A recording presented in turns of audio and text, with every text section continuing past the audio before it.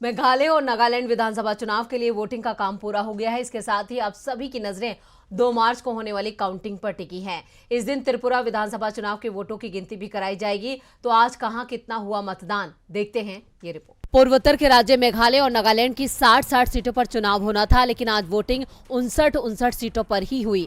नागालैंड की अकुलोतो विधानसभा सीट से कांग्रेस के कैंडिडेट खे काशे सुमी ने नामांकन वापस ले लिया था, जिसके बाद बीजेपी कैंडिडेट कजेतो किनिमी को निर्विरोध विजयी घोषित कर दिया गया था।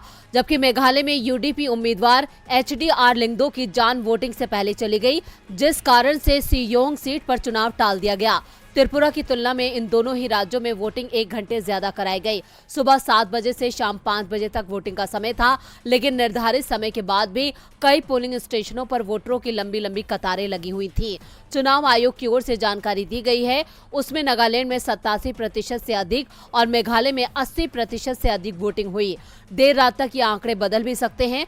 आज हुई वोटिंग में नागालैंड के फदोबोटा में सबसे ज्यादा 94% और कोहिमा में सबसे कम 79% वोटिंग हुई है। जबकि मेघालय में ईस्टर्न वेस्ट खासी हिल्स जिले की दोनों सीटें मैरंग और माव थाड़ रेशान में 92% के करीब वोटिंग हुई है। मेघालय में सबसे कम वोटिंग पश्चिमी गारो हिल्स में 71% रही। नागालैंड के मुख्य निर्वाचन अधिकारी वी शशांक शेखर ने कहा, राज्य में 2315 मतदान केंद्रों पर शांतिपूर्ण तरीके से वोटिंग हुई। छुटपुट घटनाओं को छोड़कर कहीं से भी किसी तरह की अप्रिय घटना नहीं घटी है। राज्य की 59 सीटों के लिए कुल 183 कैंडिडेट चुनावी मैदान में हैं, जिसमें से 4 महिला और 19 निर्दलीय कैंडिडेट शामिल हैं। मेघालय में 59 सीटों पर 375 उम्मीदवार मैदान में थे।